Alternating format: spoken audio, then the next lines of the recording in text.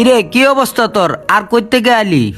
ভাই কইতে কাম আর কাম করে আইছি, পড়ালেখা করার লাগা আর ফ্যামিলি চালানোর লাগা কাম করা লাগে ভাই। এই অবস্থা কে তোর? আর কি কাম করস তুই?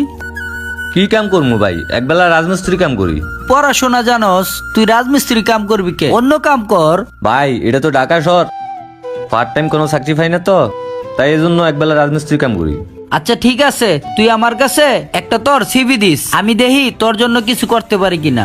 ভাই তাহলে তো খুব ভালো হয়, এই কাজ করে দেখে অনেক অনেক রকম কথা কয়, একটা অফিসে চাকরি হলে আমার লাগে খুব ভালো হইতো। আচ্ছা ঠিক আছে, সিভিটা তুই আমার অফিসে নিয়ে আসিস, তুই কোনো টেনশন করিস না। আসসালামু ওয়ালাইকুম আলাইকুম ভাই। আসসালাম।